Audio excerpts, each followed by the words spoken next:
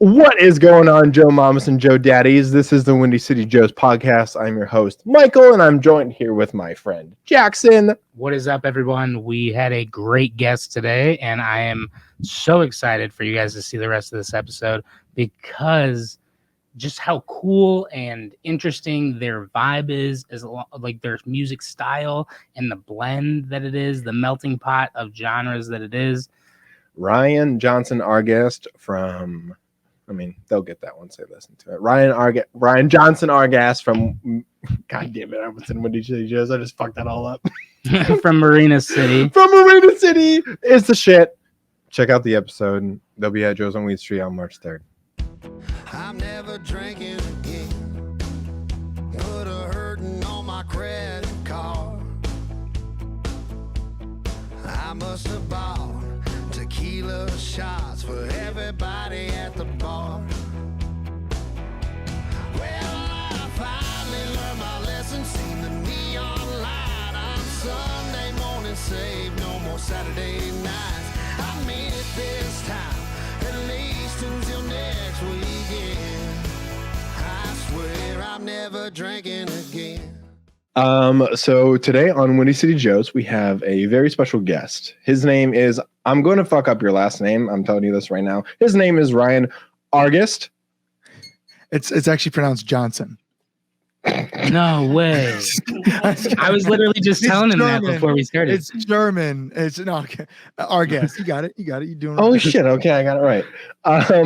It's Johnson. Ryan Johnson Argast is the lead singer for Marina City, who is very close to home. So like, do you, as a band, do you guys call like Chicago home? Yeah, we definitely call. I mean, most people don't know where Plainfield, Oswego, or any of those things are, so we just say Chicago. Got you. Okay. I don't even know where those things are. We're going to be completely honest. And I'm a huge believer in full transparency, so. I appreciate it. Honestly, it's just 40 minutes outside of Chicago, but there's a bunch of cornfields. Oh. I mean, that's what Illinois kind of where I'm from. I almost said cornfields. Where are you from? Cornfields?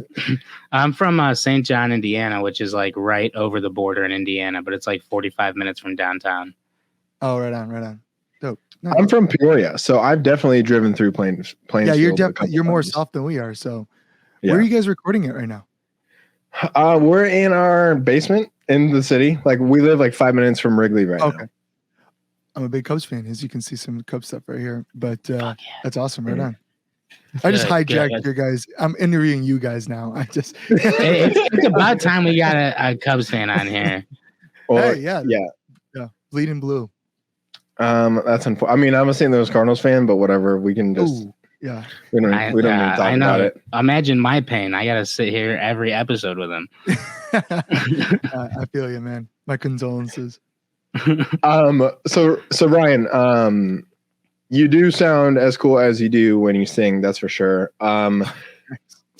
First question with Marina City, we were trying to figure it out. Spotify says that you guys are indie alternative pop. Jinxio Miyaseta. Google says you guys are indie alternative. So like, what genre of music is Marina City? Man, that's the age-old question. Since we've been a band, people have been asking that same exact thing. And I will honestly tell you something different every time. I've been told, this is a true story. I've been told that we sound like a mixture between a Green Day and Journey band fronted by Ricky Martin. I've been told that, we've been told everything. Nowadays we just keep saying like, what are genres at this point? And I guess just say we're rock and roll. Because rock and roll could be anything. So rock and roll, indie, pop, alternative, funk, whatever. Dude, that's awesome. Like, I mean, yeah, fuck society and fuck them trying to put you in a box. Like, yeah, that shit's awesome. It's been like that since the day one. And, and everyone's like, I just don't know what you sound like. I'm like, why is that a problem? Like, we're just Marina City, yeah. Let us just be Marina City. Let's rock today. That's right. Yeah. I was listening to it and I was like I was listening to your music even on the way over here and I was like I can't put my finger on it, but I like it. And I think that's really all that fucking matters with music is like, do you like it? Well, and I think music nowadays, especially like when you can't identify the genre that it comes from, like that's good because it leaves you thinking and it leaves you to listening more, and you're just trying to figure it out. And yeah, then you just end up blocking your face it's out. actually interesting. I was just talking to like one of my best friends today. He was sending me some songs of some other bands, and he was like, "It's like just nothing's catching me here. It's just something that I've heard a billion times before." And like, you know what? I would rather have I don't know what you sound like than that any day of the week. So no. Oh, 100%. Right. What so like from your music journey, selfishly, not Marina City, I want to know about Ryan. Like when did you decide like, all right, I'm doing this and I'm going to go for it? Yeah, I mean, I was singing as early as I can talk, and I was dancing as early as I can walk. I don't know a life of me just being like, I don't know if I want to do music. Like that's never been a thing in my life. Like very, very little I was saying that I want to perform. I want to do those things. So, I mean, there were times where I was doing sports and stuff like that, which I love sports and I don't regret doing sports. I mean, I wasn't the quarterback or I wasn't like the best player on the team, but I just loved being competitive and loved doing those things. But it wasn't probably until, my first band, probably 7th grade or 8th grade, where we were just like, let's actually try to like book shows and do things. So that was really cool. I mean, I played shows in my garage trying to make things happen and selling t-shirts that I found from Custom Ink and just putting it out to what we're doing now. It's always just been in my blood. So take me back then to 2012 when like Marina City first originated. Was it your idea? Was it a couple of friends' ideas? Like when everybody was just like, fuck it. Yeah, go ahead. So I got to take you to like 2010 before I even get to 2012. So basically right at the end of high school, like my senior year, I got signed to a production team that was the same producers as Jamie Foxx and T-Pain and Snoop Dogg, and the list goes on and on. A more R&B kind of thing. They wanted to create a rival to Justin Bieber. Justin Bieber was just coming up at the time. They're like, hey, this kid's around the same age. Let's like make our own version. And I was writing some of the songs, was doing that. I had to get a backing band, and I was like, you know what? I'm really close with this backing band now. We're really cool. We're writing some stuff together, and none of this sounds like Justin Bieber rival kind of. Excuse me. Bless you. Thanks. Like it doesn't sound like Justin Bieber. It sounds kind of a little bit more rock. It sounds a little bit more alternative. And I don't even listen to Justin Bieber. I'm listening to like Warped Tour-esque music, and I mean, my favorite band's Fall Out Boy, and then it's like, Mayday Parade and all, and just the list goes on. I was like, none of this makes sense. So when my contract is up, I had an option to renew, and I was like, nah, I don't know if I want to renew and do this anymore as a solo act. I want to be a band. And hey, this band that we've been playing shows together under my name, would you guys want to be like a band and like start over? So every member of the backing band at the time became the original members of Marina City. And so we were like, all right, let's rewrite some stuff. Let's actually work together as a band. And we were a 6-piece at the time, but the 6 original members were the backing band of, I was going by the name Ryan Allen, which is my middle name. Damn, dude, that's so badass. Like you were, like you could have just gone on your own journey, but you're like, yeah, you know what? I got some pretty cool dudes behind me, and like I don't want to leave them hanging, so fuck it. Here's the thing is that I just feel like you can make noise like just playing music with other people, or you can like make some really great shit if you are brothers with them and really close with them and just have a great connection. And I mean, fast forward 10, 11 years later, I'm doing a solo stuff right now as a side gig thing, just because it's music that I need, that I don't feel like is appropriate to hide behind a band moniker. Like I feel like I need to have Ryan. I'm not even going by Ryan Allen. I'm going by Ryan Argast, more because more people know me as Ryan Argast than Ryan Allen, but also because it just feels like these are like real personal songs, and it feels weird hiding behind anything else. So with that being said, I'm living the perfect life right now where I get to play music with my best friends in Marina City. And then I also get to like just sit in my room sometimes and be like, hey, I don't have a diary, so I'm just going to put this in songs that doesn't fit well with Marina City. So, yeah. Damn, that's cool. It's really fucking That's cool. How like, what's your writing process when it comes to music? Is it the same every time, or are you like on the train, the L, and you're like, oh, that just popped in my head, and you put it on your phone? Yeah, I think it's I think a little bit of both. I do think that I have a route that I always go.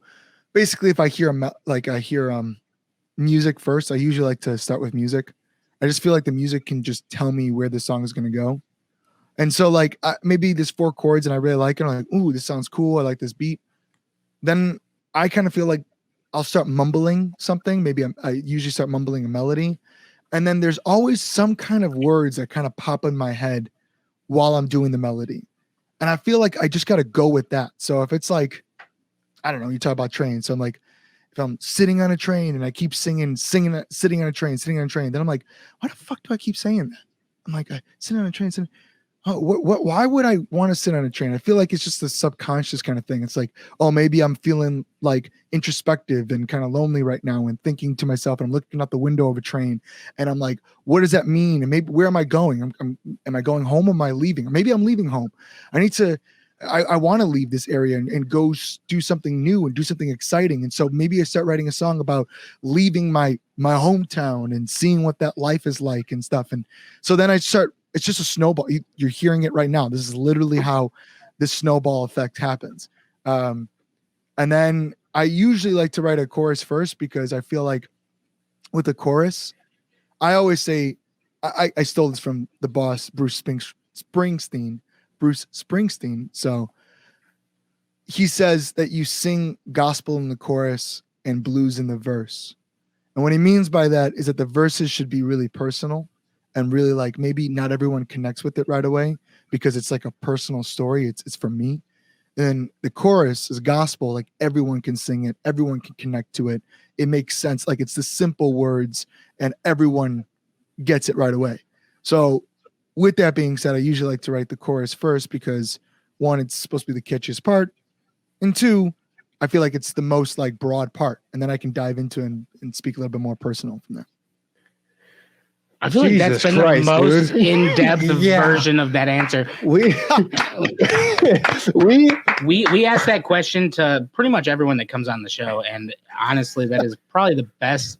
Like, I feel like I could go write a song most right now. Clear definition, like simplified by far. And like me saying that, like I don't normally say that I could go write a song right now after someone tells me that. Like we've had so many people come on and tell us their writing process, and I'm always like, our brains aren't wired to do that, I guess. Right. Like, it just doesn't fucking click. Right. But now I'm like, damn, I was like, should we be fucking music artists?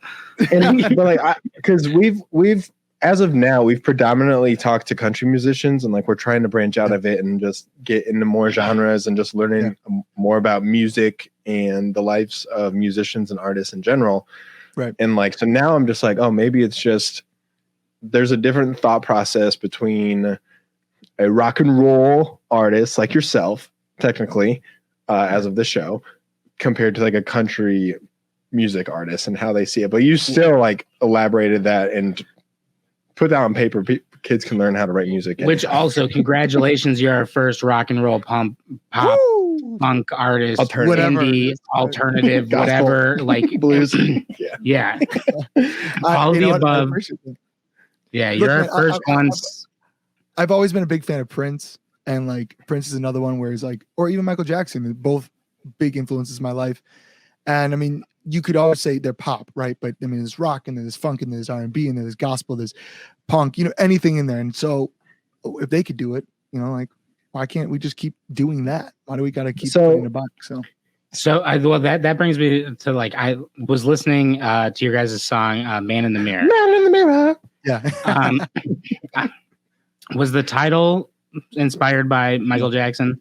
No, not actually, at all. That's actually a really interesting song. So it's a great see if I can give you the short version on this, basically. So look, I actually had a song and it was called It Was Always You. And it was just in the chorus of that song, I said some like, you say the one that I should fear is the man in the mirror. And that was just like a part of the chorus. It wasn't like, but the hook was like really, it was always you, but it was always you. We went and recorded with John Feldman, who like produced Panic at the Disco, 5 Seconds of Summer, Blink-182, Avril Lavigne recently, just punk legend, right? It was in Goldfinger. So we were working with him and we showed him the song and he was like, yo, man, like that Man in the Mirror reference, just really cool. You should like really focus more on that. So we kind of like took apart that song that I wrote and like rewrote it and built it out and stuff like that. And then came Man in the Mirror here. And then later on, like, I'm not even kidding. What's funny about that is that it didn't even connect the Michael Jackson Man in the Mirror until, I mean, the song was already recorded and we were going to play a set in Chicago and we had a light guy. And I was like, hey, when we do Man in the Mirror, make sure you do this. He's like, you guys do a Man in the Mirror? And I was like, yeah. And he was like, oh my God, that's so sick. I was like, I mean, that's one of our songs. Like, I was like, yeah, you know it? And he's just like, and then I realized at that moment, like he meant Michael Jackson. I was like, oh shit.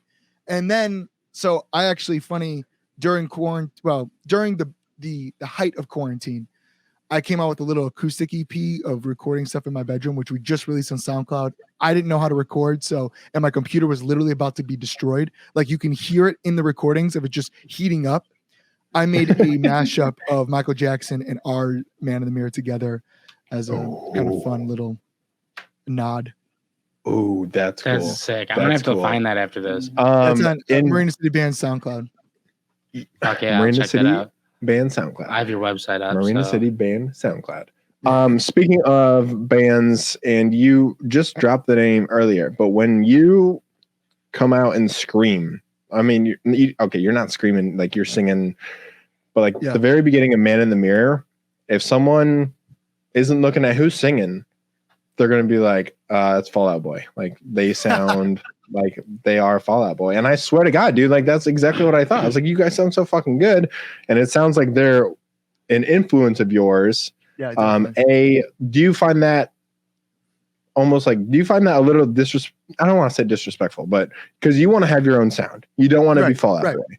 Right. You know, so do you enjoy the comparisons? And then what is Fall Out Boy to you? I don't get it. Okay, so I don't get it all the time. I do get it. And I mean, I think we kind of have a similar accent. We're from the same area. And I like to sing soul. He likes to sing soul. We're both white and we're both in a band. I mean, it's like right there. You check off the boxes and, you know, I guess it'd be the similar situation when a girl fronts a band. It's like, oh, that's Paramore. It's like, I mean, it could be other things. But what I will say is I think that Patrick Stump and myself have very similar influences. I mean, I think he would say Michael Jackson and Prince of R&B and a lot of the Temptations. Now, Fall Out Boy is definitely one of my favorite bands.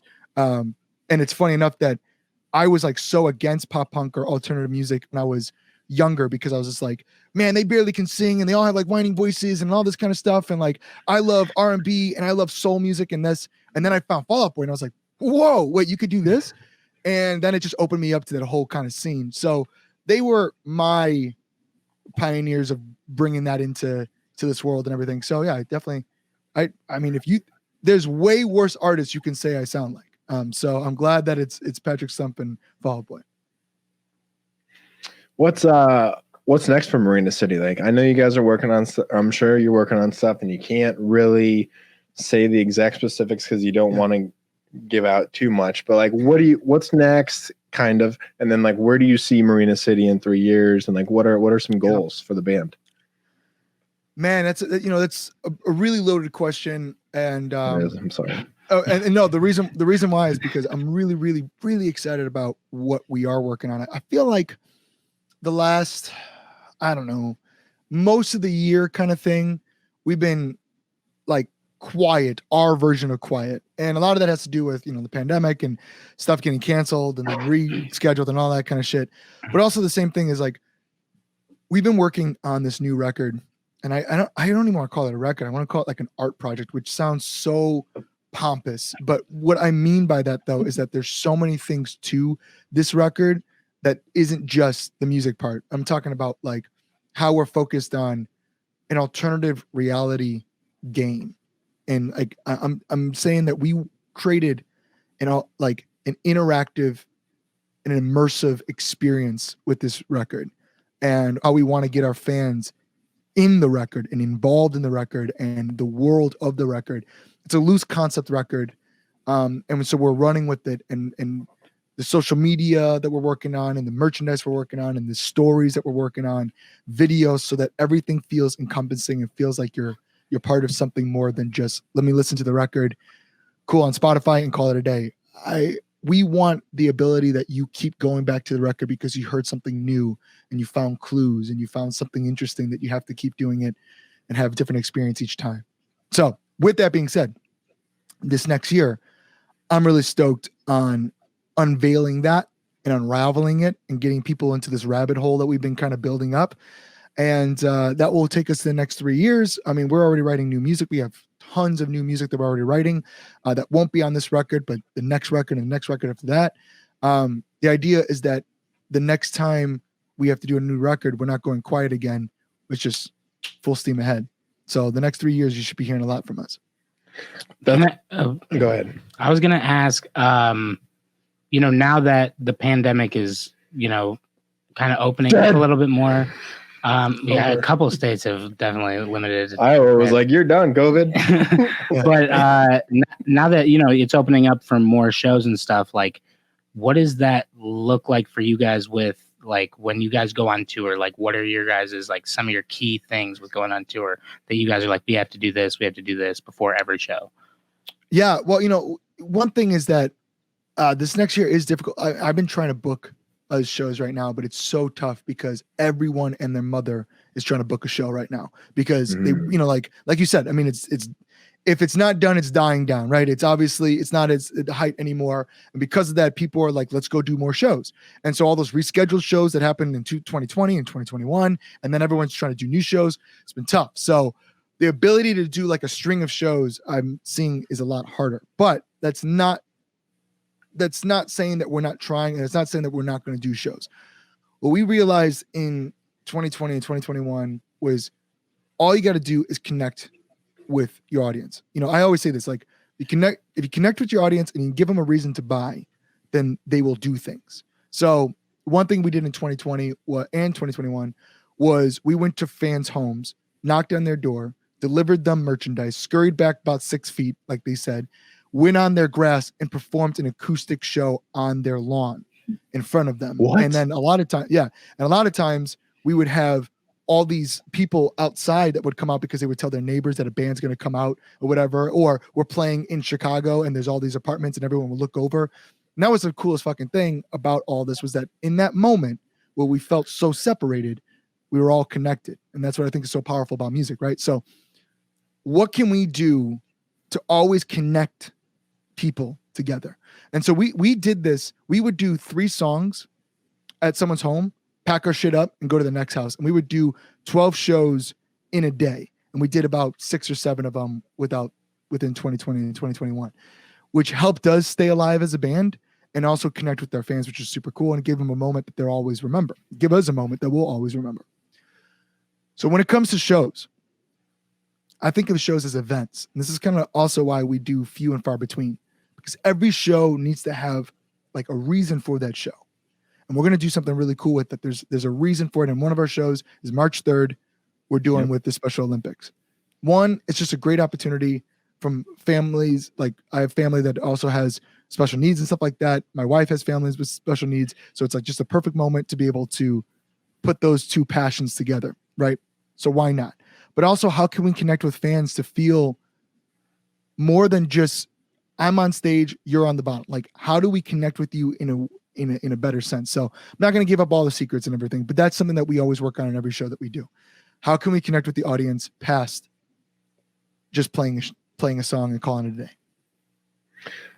Dude, that's so cool that you just went to people's houses and played. that's so sick, because I mean, like, it shows you do care about connecting with your fan base. And then B, I mean, if people were letting you into their homes to perform, like, obviously you're doing something right with your music. Because if it was trash, they'd be like, get the fuck out. Like, they'd be like, you have like 10 minutes. We're going to call the police. Like, no, usually they'd be like, can you guys stay longer? We're like, no, we got to go to the next house or whatever. But, like, dude, it's like, we don't have a label. We don't have a booking agent. Right now, we don't have a manager. We've been doing independent this whole time. we're not the biggest band in the world, but we're a band for 10 years and have been able to find success as we keep growing and find more and more cool things. And we're not a has-been by any means. So it's like, why is that? Is because of the fans. It's because the fans are our record label. Our fans are our booking agents. Our fans are, the fifth member of the band. And so we, any moment that we can give back to, or any moment that we can get them involved, is not only a cool moment for them, but a massively cool moment for us. So yeah. That's so awesome. And I think it's really cool, like what he said with the, going house to house. And I mean, like, listening to your music and stuff like that. I mean, you guys are definitely going places. This is without a doubt, you guys are going to play to places. What song of Marina City do you think best like defines the band of yours? Man, that's a great question. Thanks. I guess you could probably ask this question to all four members of the band, and they'll probably give you all different answers. I'm going to go with an easy answer for myself, which is called Money. The song's Money. And the reason why I feel this song is because it has a lot of the elements that I think Marina City does well. It has the danceable element, has a little bit of an edge element to it. Lyrically, it's one of my favorite songs because it's such a personal song to me. And just about that gospel and blues thing I was just talking to you about, this is a great example. The song is about my relationship with my grandmother after my grandfather passed away. My grandmother went into this kind of sad, depressive state and wanting to leave and wanting to go do things and feel like her life is slipping away. And when you get to that age, as a grandmother age, your friends are no longer graduating from college or no longer getting married. They're dying. And it's actually really sad, right? And seeing that with my grandmother, it was like, this song is about us escaping together and like jokingly at one point I say we can rob a bank and they can keep the change because it's just trying to get the adrenaline rush and just those kind of things, like being there for my grandmother in this kind of sense. Now that's the verse, very, very personal to me. And there's moments in there that I talk about her relationship with religion, and I talk about just things about her closet and just like super personal. And then the chorus says, it ain't about the money. I just want to live, like all this kind of stuff. Like literally you can listen to that part and everyone can connect with it, just doing what they love. And that's why I think that we do such a great job in that song. It fuses rock, fuses funk, fuses pop, fuses great chorus with like a little bit of a hip hop verse. Everything that I think Marina City does well is all in that song. What sound do you think there's going to be more of, like coming in the next albums and next songs released? I feel like what's interesting about Marina City is that oftentimes it's really like me watching a scenario. There are not a ton of songs, which this sounds weird, but there are not a ton of songs of Marina City's catalog, which is like super personal to me. And that's where I guess I can go with the solo stuff. That's not saying that I don't connect with these songs and not saying anything like I'm just phoning it in. It's like, maybe I realize something that was happening with our keyboard player, Matt, or something that's happening with Toto, our guitar player, or something that's happening in the society or whatever. I will say this next record that we're coming out with is very much like, there's a word that I'm trying to think of right now that I always say, but I'm blanking. Very much documenting what I've been seeing in the last 3+ years. Just everything about it. And now I'm talking about society. I'm talking about youth. I'm talking about us as the band and how the tribulations, the turbulations and everything that we had to go through. All that kind of jazz is happening in this record. Whether or not I continue doing that for the next record, I'm not really too sure. I will say that the songs that I'm writing are also right now still in the vein of, I'm noticing this a lot about society, or I'm noticing this a lot about a friend or whatever, and I want to talk about it. And then when it comes to solo stuff, it's me like, okay, this is like I came out the solo song called Empty Chair recently, which is about the grandfather I was just kind of talking about earlier. And I literally say my brother's name and I literally say my wife's name. There's no way I would ever do that in a Marina City song. But in the personal music, I can do that.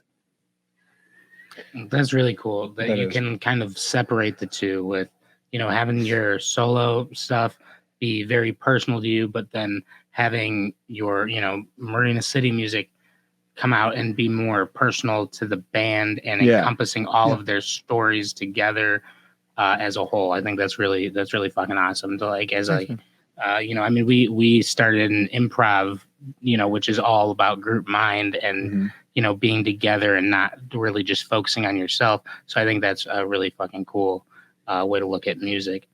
Because again, our brains are usually not wired for that, except for after your description of how to write a song. Yes. But I want to talk about, you guys have a concert coming up on Thursday, March 3rd at Joe's on Weed. It's a benefit concert. Yep. Why don't you tell your fans, because they want to hear from you, not me, about what you guys are doing and why this is beneficial. Yeah, and I spoke a little bit about it right now, but the thing is that we were approached by the Mild West to do something. It sounds like this is something that's really personal to them and something that they really get behind. And we have always been a band that wants to be inclusive in everything, like everyone feel inclusive on it and give everyone the opportunity to do some cool stuff.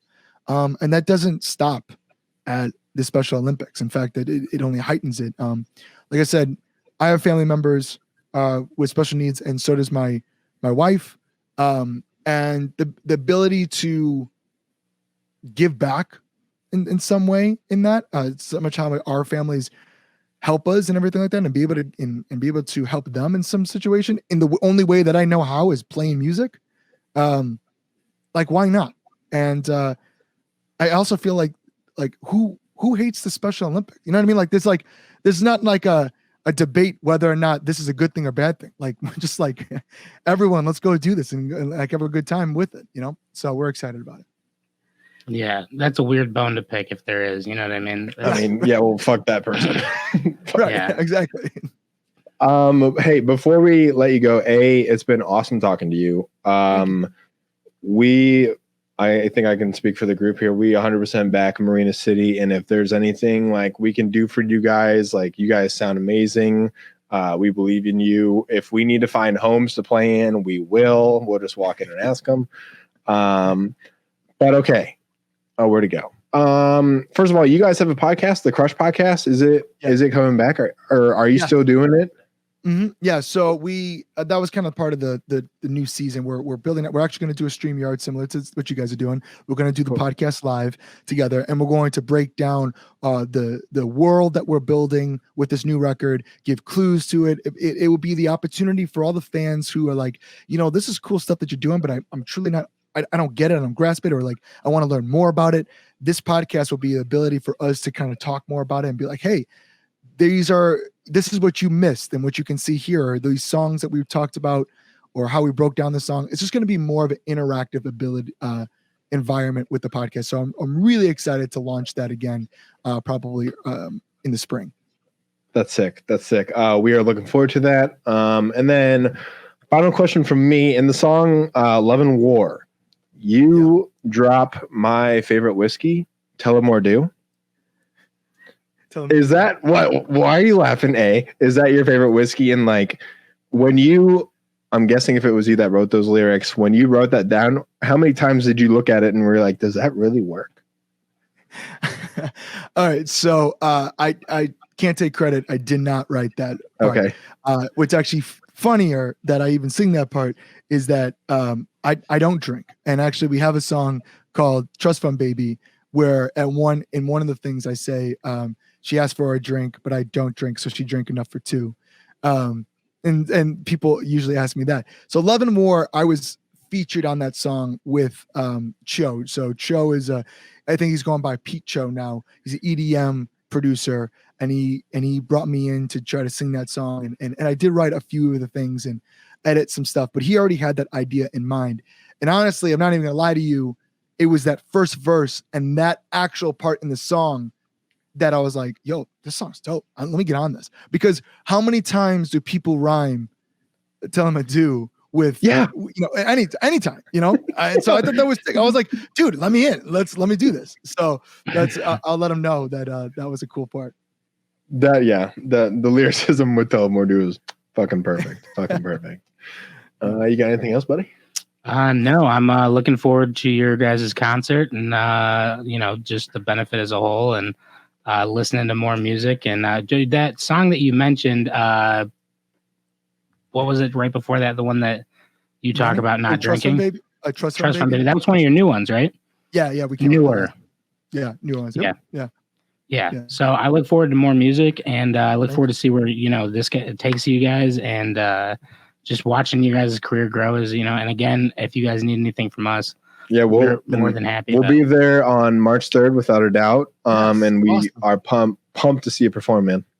I'm super excited to hang out with you guys and meet you guys in person. I really thank you guys so much for letting me hop on, and love talking to you, and best of luck in everything that you guys are doing. Love the setup. Love what you guys are doing. So big supporters here. This is vice versa. If you need anything from Marina City, let us know. All righty. Copy that, man. We appreciate you. You take care. All right. Thank you so much.